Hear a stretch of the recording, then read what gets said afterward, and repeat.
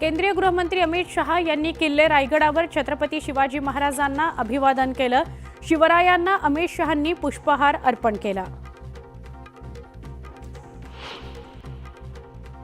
औरंगजेबाच्या कबरीवर गृहमंत्री अमित शहांनी वक्तव्य केलंय। स्वतःला आलमगीर म्हणलेल्या व्यक्तीची कबर महाराष्ट्रातच आहे। स्वतः आलमगीर म्हणणारा महाराष्ट्रात पराभूत झाला असं अमित शहा म्हणाले। महाराजांचं राष्ट्रीय स्मारक दिल्लीत होणारच अशी घोषणा मुख्यमंत्री देवेंद्र फडणवीसांनी केली। अरबी समुद्रातील स्मारक कोणत्याही स्थितीत झालं पाहिजे हा प्रयत्न आहे। लवकरात लवकर काम मार्गी लावू असं फडणवीस म्हणाले। महापुरुषांचा अपमान कधीच सहन करणार नाही। महाराजांचा अपमान करणाऱ्याला टकमक टोकावरून ढकललं पाहिजे असं मुख्यमंत्री देवेंद्र फडणवीस म्हणाले। शिवरायांचं दिल्लीत भव्य स्मारक व्हावं। महापुरुषांविरोधात बोलणाऱ्यांकरता सरकारनं कडक कायदा करावा। शिवाजी महाराजांचा सर्वमान्य इतिहास प्रकाशित करावा अशी मागणी उदयनराजे भोसले यांनी केली। उपमुख्यमंत्री एकनाथ शिंदेंनी अमित शहांची प्रशंसा केली। शिंदेंकडून अमित शहांचा कणखर असा उल्लेख करण्यात आला, म्हणजे कणखर गृहमंत्री असा उल्लेख करण्यात आला। अमित शहांच्या रायगड दौऱ्याच्या पार्श्वभूमीवर पालकमंत्री पदाचा तिढा सुटणार आहे अशी चर्चा राजकीय वर्तुळात रंगतीये। स्नेहभोजनाकरता सुनील तटकरे आपल्या लेकीच्या पालकमंत्री पदाकरता अमित शहा यांच्याकडे शब्द टाकणार का, किंवा सुनील तटकरे यांनी पालकमंत्री पदाचा प्रस्ताव मांडल्यावर अमित शहा हिरवा कंदील देणार का, हे बघणं महत्त्वाचं आहे। उपमुख्यमंत्री एकनाथ शिंदेंनी रात्री अमित शहांची भेट घेतली। दोघांमध्ये अनेक विषयांवर चर्चा झाल्याची माहिती आहे। अमित शहा आणि शिंदेंमध्ये रायगडच्या पालकमंत्री पदाबाबतही चर्चा झाल्याची शक्यता आहे। दौंडचे आमदार राहुल कुल यांनी केंद्रीय गृहमंत्री अमित शहांची भेट घेतली। भेटीदरम्यान मतदारसंघातील प्रश्नांविषयी चर्चा करण्यात आली। उद्धव ठाकरे गटाच्या पदाधिकाऱ्यांनी शिवसेना शिंदे गटाच्या उल्हासनगर विभाग प्रमुखावर तीक्ष्ण हत्यारानं हल्ला केला। उबाठातून शिंदे गटात पक्षप्रवेश केल्याच्या रागातून प्रमोद पांडे यांच्यावर हल्ला करण्यात आला। आमदार शरद सोनवणे यांनी आदिवासी मेळाव्यातून शरद पवारांवर टीका केली। शरद पवारांच्या मागे तुम्ही 65 वर्ष घालवली, त्या शरद पवारांकडून आदिवासी समाजाला मिळालं काय, असा सवाल शरद सोनवणे यांनी केला। महाराष्ट्र राज्य तेलुगू तसंच गोर बंजारा गुजराती सिंधी हिंदी साहित्य अकादमीवरील अशासकीय सदस्यांच्या नियुक्त्या अचानक रद्द करण्याचा निर्णय महायुती सरकारनं घेतला। या 5 साहित्य अकादमींवरील अशासकीय सदस्यांच्या नियुक्त्या तत्कालीन मुख्यमंत्री एकनाथ शिंदे यांच्या कार्यकाळात झालेल्या होत्या, पण त्या नियुक्त्या अचानक रद्द करून मुख्यमंत्री देवेंद्र फडणवीसांनी शिंदेंना झटका दिलाय। सोन्यानं 96,000चा टप्पा ओलांडलाय। जीएसटीसह सोनं 96,616 रुपये 10 ग्रॅम असं पोचलंय। एका दिवसात सोन्याच्या दरात 600 रुपयांची वाढ झाली। दख्खनचा राजा ज्योतिबाच्या यात्रेला आजपासून सुरुवात झाली आहे। यात्रेला भाविकांची प्रचंड गर्दी आहे। संपूर्ण यात्रेवर 115हून अधिक सीसीटीव्ही कॅमेऱ्यांवर लक्ष ठेवण्यात येणार आहे। शिरूर तालुक्यातील कवठे येमाई या गावातील श्री येमाई देवीच्या यात्रेनिमित्त देवीची पालखी मिरवणूक वाजत गाजत काढण्यात आली। मोर, घोडा आणि पारंपरिक तालवाद्य वाजवून निघालेल्या या पालखीनं सगळ्यांचं लक्ष वेधून घेतलं। मावळच्या शिवभक्ताकडून शिवपुण्यतिथीनिमित्त रायगडावर दीपवंदना करण्यात आली। दरम्यान शिवरायांना अभिवादन करण्याकरता मोठ्या संख्येनं शिवभक्त रायगडावर दाखल होत आहेत। सिल्लोडमध्ये आंबेडकर जयंतीनिमित्त बाजारपेठा सजल्या। यावेळी भीमजयंतीनिमित्त साहित्य खरेदी करता नागरिकांनी गर्दी केली। पुण्यातील सिंहगडावर न्यूझीलंडमधून आलेल्या एका यूट्यूबरला काही तरुण अतिशय शिवराळ भाषेत शिव्या शिकवत असल्याचा व्हिडिओ व्हायरल झालाय। एक प्रकारे महाराष्ट्राच्या संस्कृतीचा अपमान केल्यानं शिवप्रेमींकडून संताप व्यक्त होतोय। कणकवलीवरून कुंभवडे शंकर महादेव या विद्यालयाकडे जाणारी बस दर शनिवारी वेळेत सोडली जात नाही, त्यामुळे विद्यार्थ्यांचे हाल होतात। विद्यार्थ्यांनी थेट कणकवली बस स्थानकात जात बस रोखून धरत प्रशासनाला जाब विचारला। नंदुरबारमध्ये सोसाट्याच्या वाऱ्यामुळे केळीबागेचं नुकसान झाले। केळीबागेचं नुकसान झाल्याने शेतकरी चिंतातूर आहे। पंचनामा करण्याकरता अधिकारी येत नसल्याचा आरोपही करण्यात आलाय। गडचिरोलीच्या देऊळगावमधील आदिवासी विभागाच्या कार्यकारी संस्थेत घोटाळा झाल्याचा आरोप करण्यात येतोय। यात बारदाना खरेदीमध्ये 2.25 कोटींचा घोटाळा झाल्याची चर्चा आहे। मावळच्या पीएमआरडीएनं तयार केलेला वादग्रस्त विकास आराखडा रद्द करण्यात आलाय। एकविरा कृती समितीनं या निर्णयाचं स्वागत केलं। सिंधुदुर्गमध्ये हनुमान जयंतीनिमित्त 3D वाळूशिल्प तयार करण्यात आलं। दरम्यान वाळूशिल्प पाहण्याकरता नागरिकांनी मोठी गर्दी केली। शक्तीपीठ महामार्गाच्या विरोधात 12 जिल्ह्यांमधून दाखल करण्यात आलेल्या शेतकऱ्यांच्या हरकतींवर सुनावणीच झाली नसल्याचा आरोप शेतकरी कामगार पक्षाच्या वतीनं करण्यात आलाय। सुनावणी घेण्याच्या मागणीकरता मिरज प्रांत कार्यालयासमोर निदर्शनं करत निवेदन देण्यात आलं। वाशिम जिल्ह्याच्या मानोरा तालुक्यातील 28 गावांना पाणीपुरवठा करणाऱ्या उमरी खुर्द जवळच्या जलवाहिनीमधून मोठ्या प्रमाणावर पाण्याची गळती होतीये।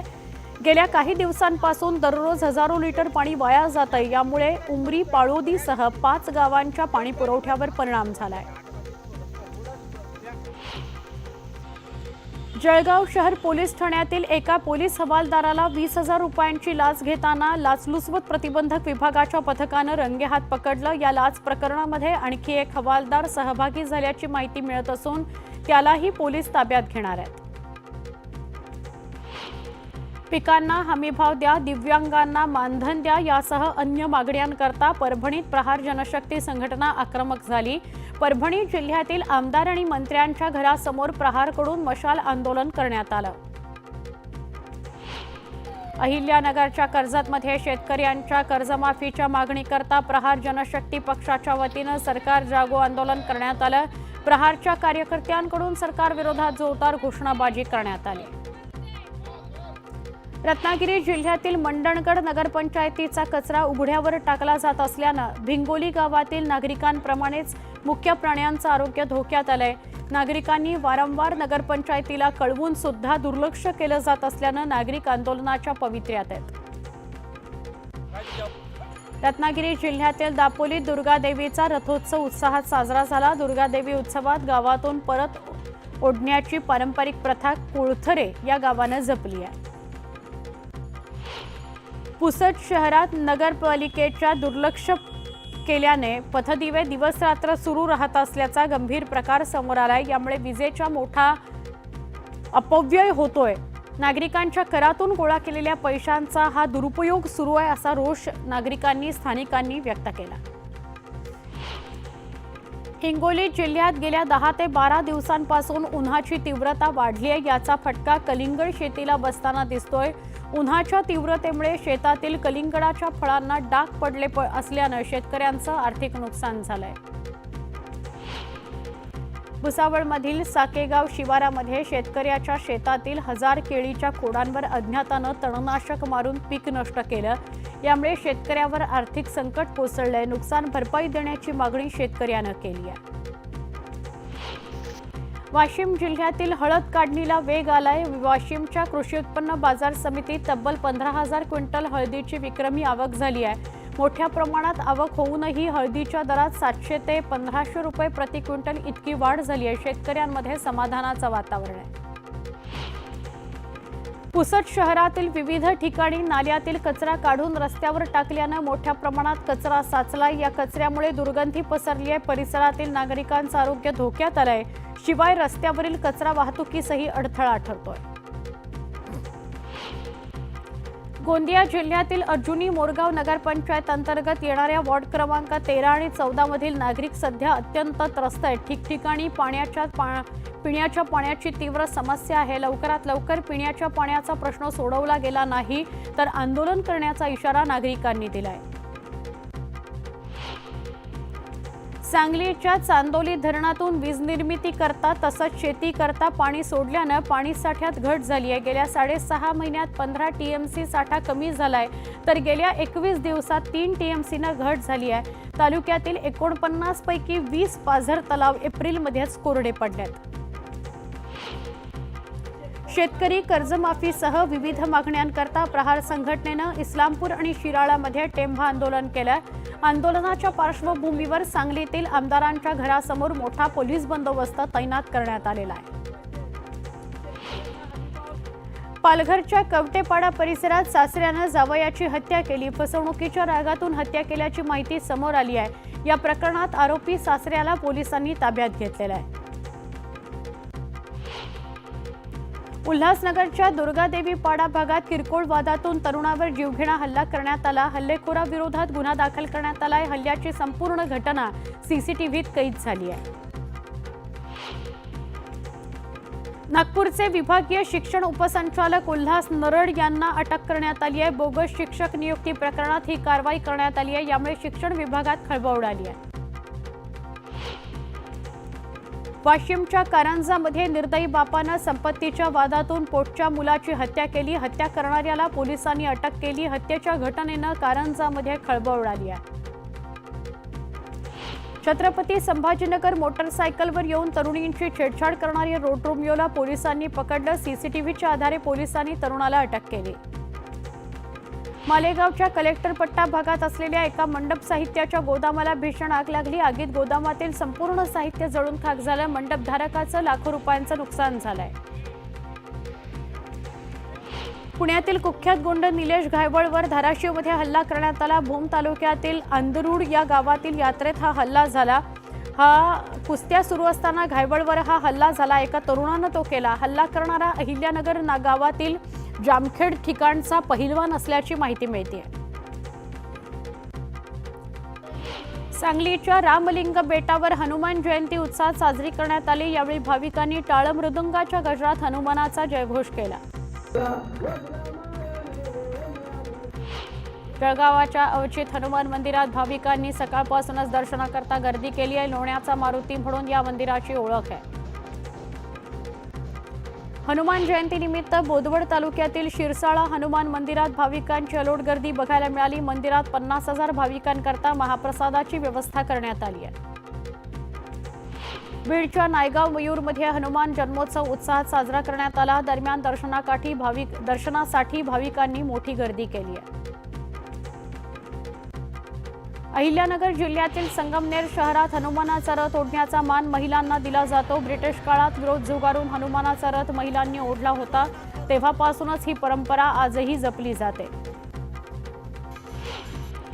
अकोल्याच्या मूर्तिजापूरमध्ये रामदास स्वामींनी स्थापन केलेल्या प्राचीन रुद्र देवरण हनुमान मंदिरात हनुमान जन्मोत्सव साजरा होतोय. मंदिरावर आकर्षक विद्युत रोषणाई करण्यात आली आहे. रत्नागिरी जिल्ह्यातील दापोलीत पंचमुखी हनुमान जन्मोत्सव सोहळ्यानिमित्त राम हनुमान गुरु शिष्याची भेट घडवण्याची अनोखी परंपरा जपली जाते. मारुती देवस्थानची भव्य पालखी देवळातून निघून रामाच्या मंदिरात भेटी करता जाते.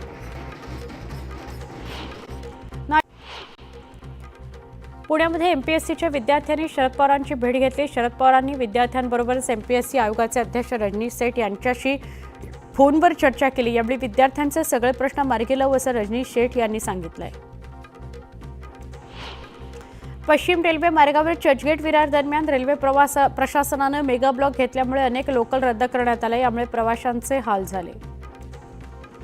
राज्य सरकारनं शेतकऱ्यांना कर्जमुक्त करावं, अन्यथा राज्यातील विविध शेतकरी नेते आणि शेतकरी याबाबतचा सरकारला जाब विचारणार आहेत. याचाच एक भाग म्हणून 14 एप्रिलपासून शेतकरी आपला कांदा, दूध, इतर भाजीपाला हा कोणताही अन्नपदार्थ मुंबई, पुणे, नाशिकसारख्या शहरांकडे जाऊ देणार नाही असा इशाराच दिलाय शेतकरी संघटनेसह शेतकऱ्यांनी. कृषी विभागाच्या वतीने राबवण्यात येणाऱ्या योजनांच्या लाभाकरता 15 एप्रिलपासून शेतकरी ओळख क्रमांक अनिवार्य करण्याचा निर्णय राज्य सरकारनं घेतलाय. कृषी विभागाच्या योजनांची अंमलबजावणी करणारे संबंधित सगळे संकेतस्थळ, पोर्टल्स, ऑनलाईन प्रणालींमध्ये समन्वय साधून आवश्यक त्या तांत्रिक सुधारणा करण्याचे आदेशही आयुक्तांना देण्यात आले आहेत. राज्यात उष्माघाताचा तडाखा जीवघेणा ठरला आहे. 45 अंशाच्या पुढे झेपावलेल्या कमाल तापमानानं शुक्रवारी विदर्भात एका शाळकरी मुलाचा जीव घेतला. बुलडाणा जिल्ह्यातील शेगाव इथल्या 12 वर्षाच्या शाळकरी मुलाला कडक उन्हाचा त्रास असह्य झाला. त्यात त्याचा उपचारादरम्यान मृत्यू झाला. अशी दुर्दैवी घटना समोर आली आहे. मुंबई ते नाशिकपर्यंतचा रेल्वे प्रवास आणखी गतिमान होणार आहे। मुंबई ते नाशिक दरम्यान सध्या अस्तित्वात असलेल्या रेल्वे मार्गावर समांतर रेल्वे मार्गिका टाकण्यात येणार आहे। या महत्त्वाकांक्षी प्रकल्पाकरता 4,000 कोटी रुपयांचा प्राथमिक आराखडा तयार केल्याची माहिती रेल्वे प्रशासनानं दिली आहे। प्रभादेवी रेल्वे स्थानकातील एल्फिस्टन पूल 15 एप्रिलपासून वाहतुकीकरता बंद राहणार आहे। वाहतूक नियोजनाचं पोलिसांसमोर मोठं आव्हान असणार आहे।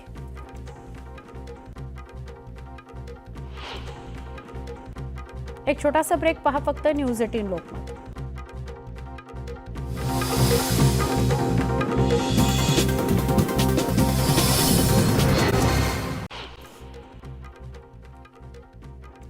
धाराशिवमध्ये चैत्र पौर्णिमा यात्रा तुळजाभवानीच्या दर्शनात मंदिर संस्थांकडून मोठा बदल करण्यात आलाय।